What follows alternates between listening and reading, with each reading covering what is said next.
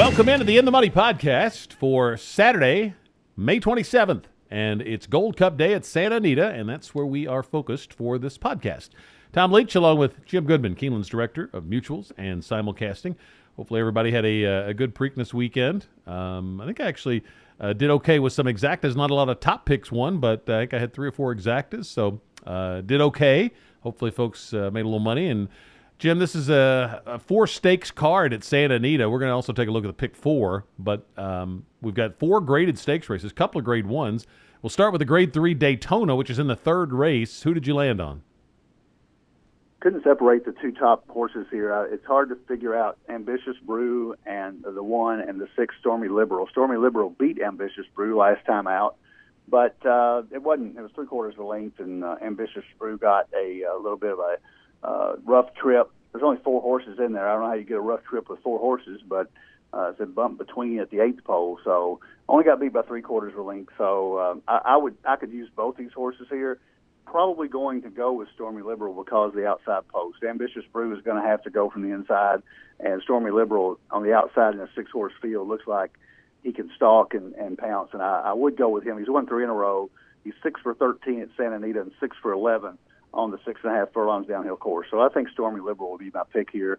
I wouldn't argue with anybody who would take Ambitious Brew. I do think it's a 2-horse race here. I can't see anything else challenging those 2. Roy H won last time out, but they took it off the turf, and it was a wet, fast track. So he jumped way up on a off track. So if that happens, you might go with Roy H. If they stick it on the turf, I'm going to go with Stormy Liberal on top of Ambitious Brew.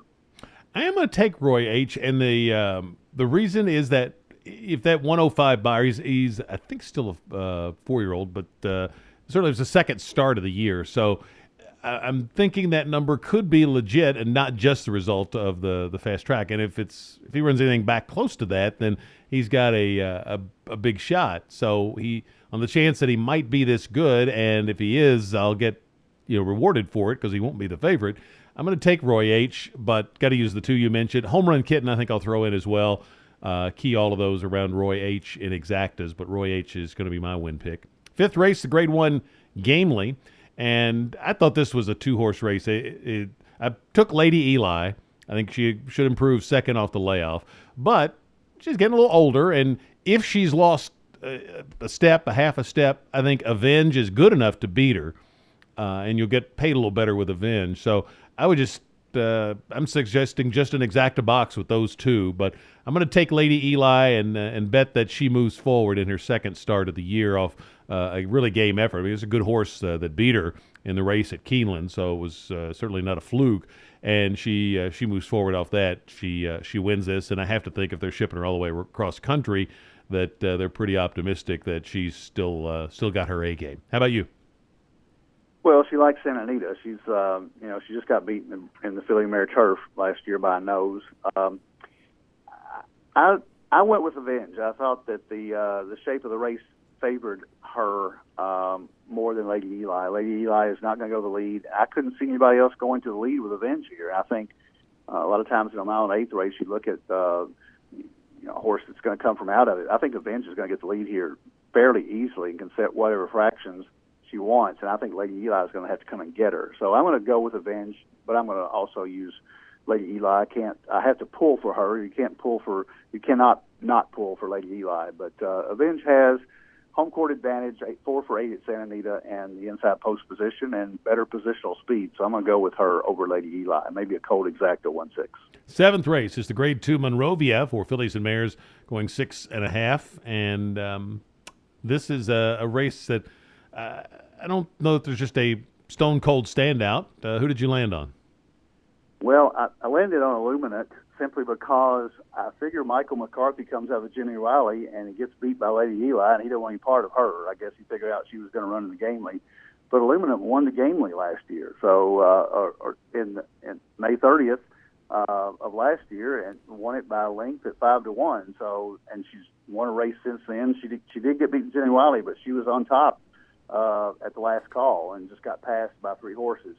So Illumina going back to her favorite track. She's 4 for 6 at Santa Anita, and skipping the Gamely to go in a grade 2 $200,000 race. I think Michael McCarthy thinks this is a much easier spot, and it certainly is. I think Enola Gray is my other pick in here, and she's the opposite. She's not dropping down in class; she's moving up in class, but she's really good right now. She's won her last two by 3 1/4, by 4 lengths, in basically ungraded stakes, but good stakes races on this turf course. So she's 3 for 3 on this track. So those two are seem to fit the pattern here of being a 2-horse race. I'm going to take Illuminant simply because of the back class, but I would not be shocked if Enola Gray knocks her off. Yeah, I'm on Illuminate too. She's won on the downhill course before, and I'm with you on the class drop. Third start off a layoff could be her best effort. Watch This Cat is another one I would throw in there. Enola Gray is the one to beat. I'm with you. So I'm going to do 4-8 and 4-3 exacta boxes, but Illuminate is the win pick for me as well. And if you can get a little value, maybe the 3 Watch This Cat could get second at a little bit of a price. The 8th race is the Grade 1 Gold Cup. Used to be the Hollywood Gold Cup before they closed Hollywood Park. 3-year-olds and up going 1.25 miles, and I'm going American Freedom here. This horse was against the bias on Oaks Day. It was a strong inside speed bias, and this horse was wide. But shows a lot of confidence for Baffert to come right back in a Grade 1 in the second start of the year. And Baffert's 27% win rate on the second start off the layoff, and just the confidence angle. And I don't think this is the toughest Grade 1 that is going to be out there this year. So I think he's picked a good spot to try to get this horse a Grade 1. And I'm going to say that he gets it with American Freedom in the Gold Cup. Midnight Storm, got to love that speed. Accelerate I would use as well. And Texas Rhino for a bit of a price, I think could run big at the 10 furlongs. But I'm going to key everything around American Freedom. That's my win pick in the Gold Cup. How about you? I settled on American Freedom. I wasn't solidly behind him, but I agree with you that he didn't have a shot. There was a bias on Oaks Day, and also I don't think he liked the sloppy track. So American Freedom gets a pass on that one for me. But there is a chance Midnight Storm gets away here on an easy lead. I think Cupid should run with him. I don't think American Freedom is going to run with him. He's going to stalk right behind him. But if Midnight Storm gets some easy fractions, he's certainly good enough to take them all the way. And I really like Accelerate's last couple of numbers, but you can't get past the fact that he's 0 for 6 at Santa Anita. I can't believe that he will get his quote-unquote maiden at Santa Anita in his 7th start in a Grade 1. He just has not been able to win there. He's always close. Might be a good key behind. He's run in the money 9 out of 10 times, but he's only got 3 wins. So I think American Freedom is my win pick as well, but I would key Accelerate 2nd and 3rd and try to hit maybe a price in the 3rd spot. We have a pick 4 that starts in the 6th race. I have not put together a pick 4 ticket yet. I'll get to that and put it on the Weekend Warrior blog on the website. But you do have a late pick 4 ticket starting in the 6th at Santa Anita. So start us out in the 6th. I do have. Went 5 deep in the 6th race. It's a 7 furlong allowance optional claiming, and I went 5 deep here. I took half the field. Texas 2-step to 4 with some back class. I'm going to throw out the last race and say that I don't know what happened. He just didn't run very well. But you go back 2 or 3 races, he's capable of running a 90-92 buyer. Pray Hard, the 5th, is a class of the race with 8 lifetime wins and 35 starts and 10 second-place finishes. Bolita Boys, the 7, has a shot, only 1 for 6 at Santa Anita. And the 2 horses on the near the outside, Boy Howdy and Common Guard, the 8 and 9 for Bill Spar and Jerry Hollendorfer, have a lot of upside. They've each raced only 5 or 6 times in their life, so they're really moving forward, especially Common Guard, the 9 for Mike Smith. So I'm going to use those 5 as well. Those 5, 4, 5, 7, 8, 9. And then the second leg, I'm going to take Illuminate the 4 and Enola Gray the 8. In the 8th race, I did go ahead and put 3 horses in for the Gold Cup, the 1, 5, 8, even though I really don't think Accelerate's got much of a shot to win the race, but I'm going to just cover myself.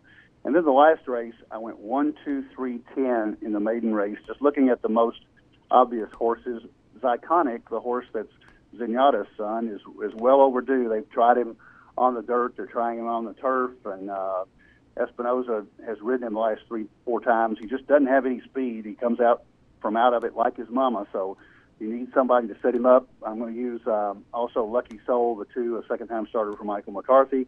The 10 Oregon has got a good shot, first time on the turf, and then the 3 Miners Light with 4 good starts on the Oregon has been on the turf before, but Miners Light is one's first-time turfer. So 1, 2, 3, 10 there. So I think that's a ticket, $60.